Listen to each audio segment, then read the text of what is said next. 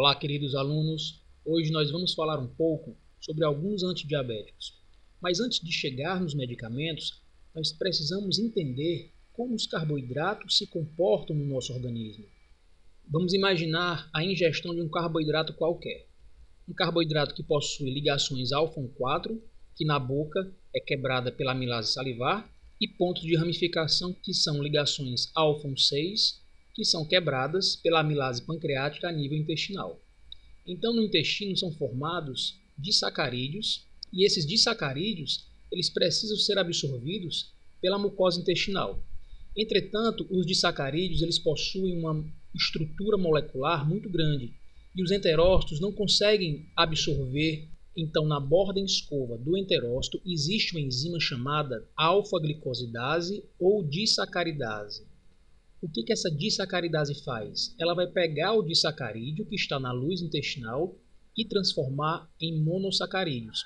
E aí sim, esse monossacarídeo pode entrar dentro do enterócito. Na membrana basolateral do enterócito, nós temos uma bomba de sódio e potássio que está todo o tempo jogando sódio para fora. Esse sódio que é jogado para fora, ele precisa ser recomposto. As concentrações intracelulares de sódio devem estar adequadas. Para isso, o SGLT, que é uma proteína transportadora de sódio e glicose, coloca sódio para dentro juntamente com a glicose. Então, dessa forma é que a glicose sai da luz intestinal e entra no enterócito. E agora, do enterócito, essa glicose deve passar para a circulação sanguínea. Então, através de um transportador de glicose chamado GLUT, essa glicose sai de dentro do enterócito e vai para a circulação sanguínea. Existe uma forma de bloquear a absorção intestinal de glicose.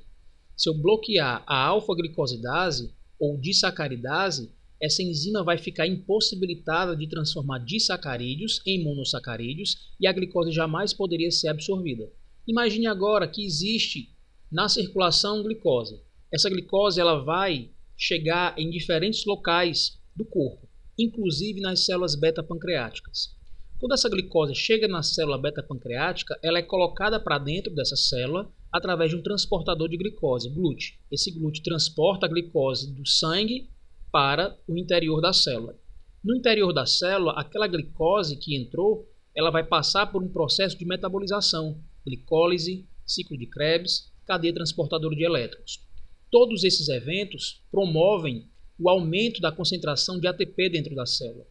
Quando ocorre um aumento da concentração de ATP dentro da célula, esse ATP ele bloqueia canais de potássio ATP dependente.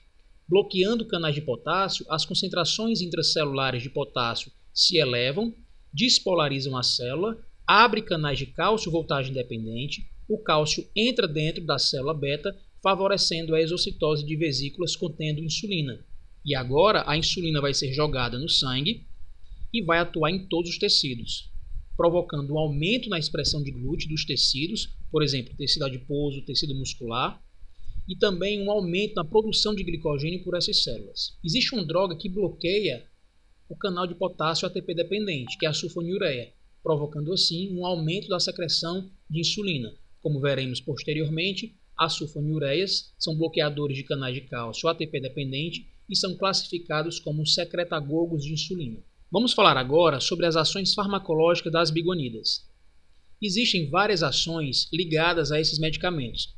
Primeiro vamos identificar em que processo fisiológico ela atua. Nós conhecemos uma proteína chamada AMPK que está presente em várias células.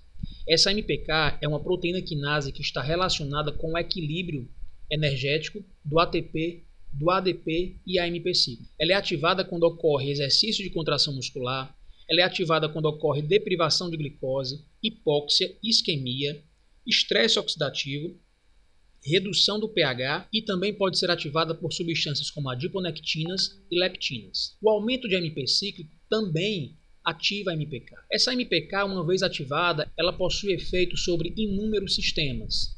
Ela possui efeito sobre o músculo esquelético, pâncreas, hipotálamo e tecido adiposo. No músculo esquelético, a MPK aumenta a translocação de GLUT e aumenta a sensibilidade à insulina. No pâncreas, a MPK regula a síntese de insulina e a sua excreção. No hipotálamo, a MPK regula a fome e a saciedade.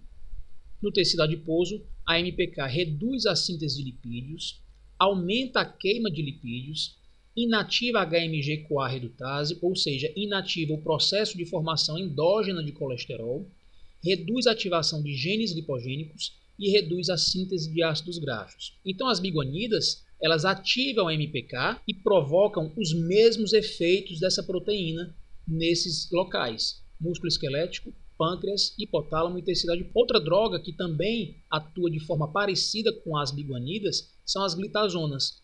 As glitazonas, elas ativam o fator de transcrição PPAR-gama. Esse fator de transcrição PPAR-gama promove a produção de adiponectinas e essas adiponectinas ativam a AMPK, provocando todos esses efeitos que nós acabamos de descrever. Então, as biguanidas têm um alto potencial de redução de hemoglobina glicada, e isso é clinicamente relevante. Ela reduz cerca de 2% da hemoglobina glicada. É principalmente utilizada na síndrome de resistência à insulina, é um agente poupador de insulina, não provoca secreção de insulina, é um agente euglicemiante, não provoca hipoglicemia, possui um perfil lipídico vantajoso e diminui o risco cardiovascular. Diminui o risco cardiovascular de doenças macrovasculares, como hipertensão, e de doenças microvasculares, como a retinopatia diabética e a dificuldade de cicatrização. E ela corrige um comprometimento fisiológico primário, a produção hepática de glicose. As doses de metformina podem variar de 500 mg a 2.000 mg por dia, sempre após as refeições. A partir de 2.000 mg por dia, a metformina já começa a apresentar vários efeitos adversos. Então, os primeiros efeitos adversos que a metformina apresenta estão ligados à intolerância gastrointestinal, anorexia, náuseas, vômitos. O mais relatado pelos pacientes é o desconforto abdominal e a diarreia, mas esses efeitos só estarão presentes com maior incidência se esse medicamento for utilizado em jejum ou antes das refeições. Existe também um comprometimento da absorção da vitamina B12, podendo levar à anemia e uma discreta perda de peso. Uma interação interessante entre fármaco-fármaco seria a cimetidina e a metformina, onde a metformina teria os seus níveis plasmáticos aumentados por uma inibição do processo de secreção tubular desse medicamento. Ou seja, a cimetidina se liga nas proteínas que promovem a secreção tubular e a metformina não consegue sair do vaso e ir para os néfrons, permanecendo nos vasos sanguíneos e a sua concentração aumentada ao longo do tempo, podendo aí provocar efeitos colaterais ou então uma intoxicação. As tiazolidinedionas ou simplesmente glitazonas são medicamentos que atuam através de expressão gênica. As tiazolidinedionas, elas entram na célula, se ligam em receptores PPAR e esse receptor PPAR ele se liga no DNA e o DNA da célula passa a produzir adiponectina e essa adiponectina ativa a AMPK, como nós vimos anteriormente. O potencial de redução de hemoglobina glicada das glitazonas também é de 2%. Então, esses medicamentos eles são utilizados para a síndrome de resistência à insulina.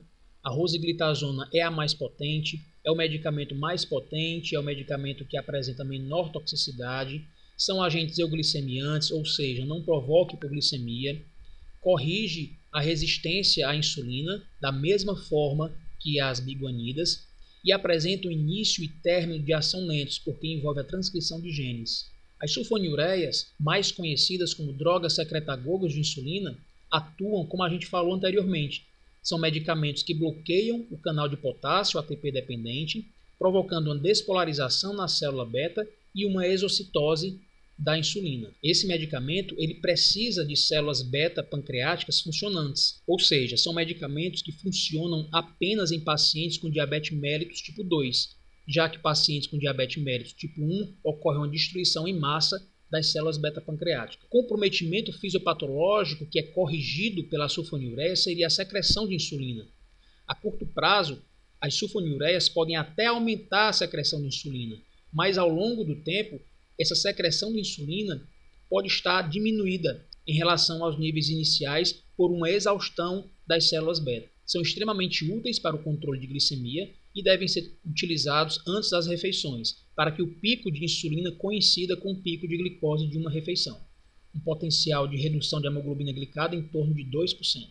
Os efeitos adversos mais comuns da sulfonilureia seriam o ganho de peso, a hipoglicemia, a intolerância gastrointestinal e algumas reações alérgicas. As glinidas são medicamentos que também aumentam a secreção de insulina, com ação semelhante às sulfonilureias. Então elas são chamadas de medicamentos bloqueadores dos canais de potássio ATP-dependente não sulfonilureias. Eles diminuem a hiperglicemia pós-prandial, são fármacos que têm uma taxa de absorção extremamente elevada e o início de sua ação começa dentro de 30 minutos. Facilita a fase de secreção rápida da insulina e deve ser administrado imediatamente antes ou juntamente com as refeições, para evitar uma hipoglicemia posterior à refeição. O potencial de redução de hemoglobina glicada desse medicamento fica entre 1 e 1,5%. E por fim, temos aqui os inibidores da alfa-glicosidase. A carbose é o principal deles.